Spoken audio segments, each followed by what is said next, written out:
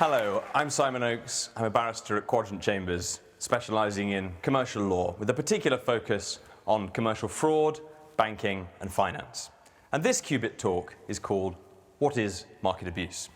Now, market abuse is a big and complex area, so this is an introduction to what market abuse looks like and how it's regulated. Market abuse is as old as financial markets, and for as long as financial markets have existed, people have tried to seek an unfair edge. It could be front-running. A client has placed an order with you, which gives you a very good idea of what the market is going to do. And you use that information to place your trade first, to sell high before an anticipated market fall, or to buy low before the market goes up. And the trade can be concealed by placing it with a third-party broker, which makes it harder to detect. Or there's pumping and dumping. That's what Jordan Belfont, the Wolf of Wall Street, did. A promoter buys up a large amount of stock, then engages in a massive promotion and selling campaign to persuade unsophisticated investors to buy it, all the while not disclosing that it's his stock. But that drives up the share price, and once it gets high enough, the promoter sells for a massive profit.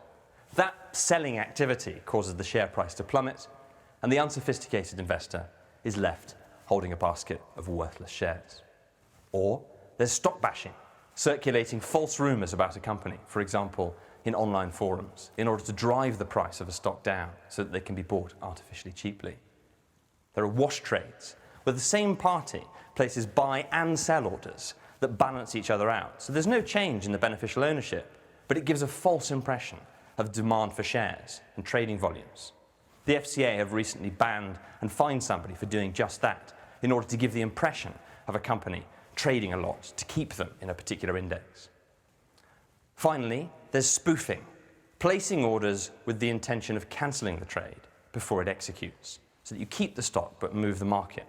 For example, you might place a big order into the market to sell. The market thinks that there's somebody who's desperate to sell, the market falls, and that person, without even needing to sell their stock, can buy shares in the market at an artificially depressed price.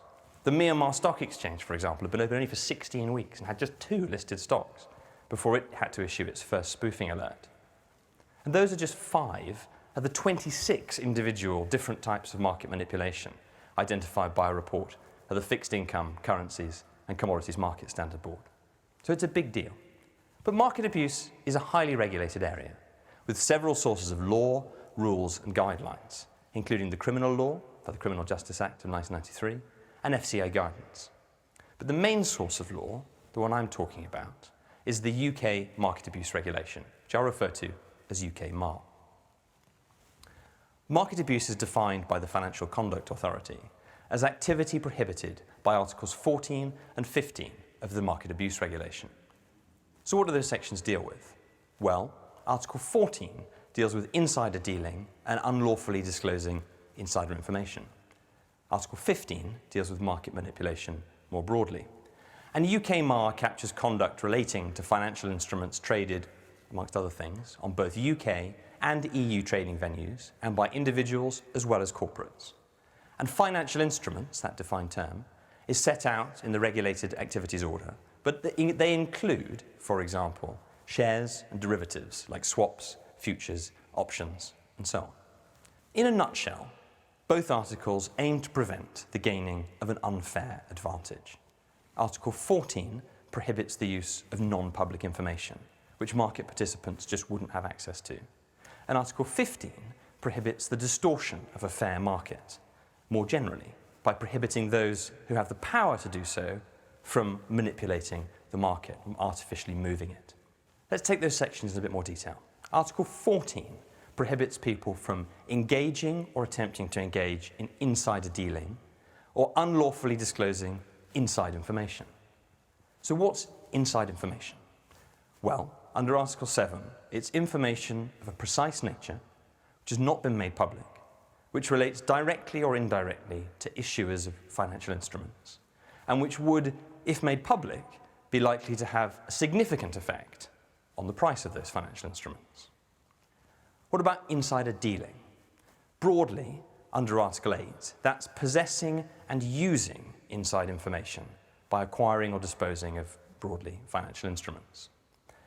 And effectively, there's a deemed presumption that if you possess inside information and have traded or attempted to trade whilst in possession of it, you will be deemed to have used that information, unless you fall within certain exemptions for legitimate behaviour, which are set out in Article 9. These include things like having sufficient information barriers within an organisation, possessing inside information in your capacity as a market maker or a counterparty.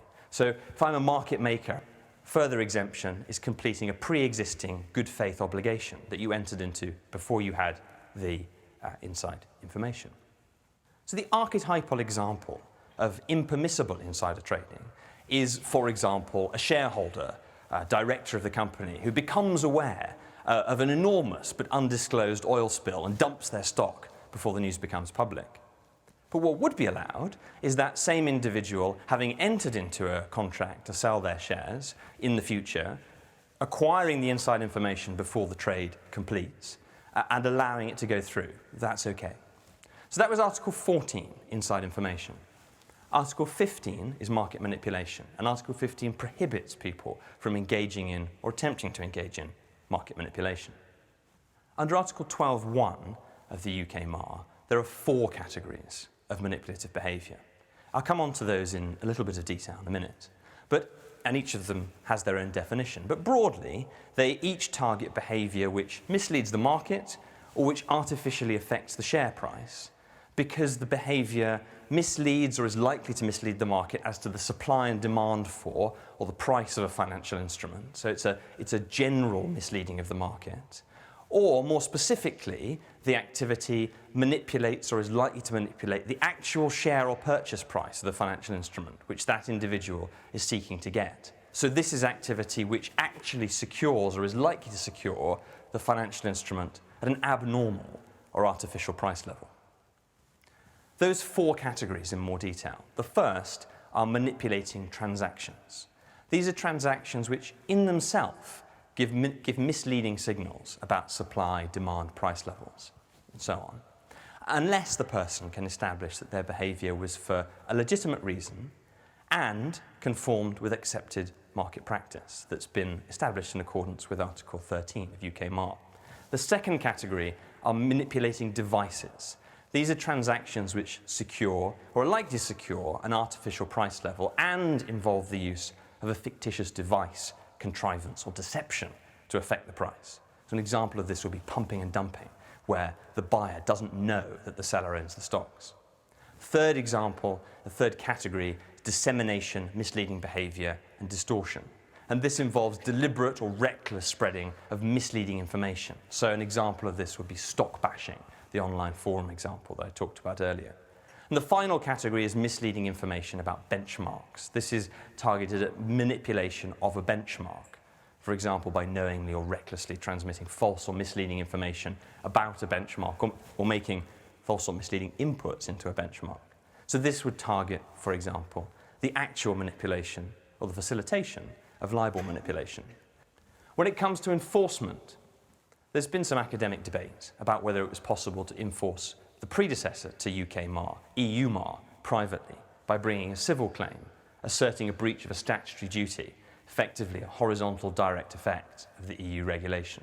But after the onshoring of UK MAR, I think it's even less likely than ever that an individual could bring a claim for breach of regulatory duty under UK MAR.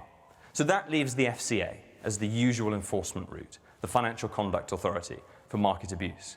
And they will bring enforcement actions using their powers under UK MAR or under the Financial Services and Markets Act of 2000 to impose penalties like fines and bans. And under FSMA, Financial Services and Markets Act, there's also a power for a court to make a restitution order to a private person. But that has been, in a nutshell, market abuse and the market abuse regulation. Thank you for watching.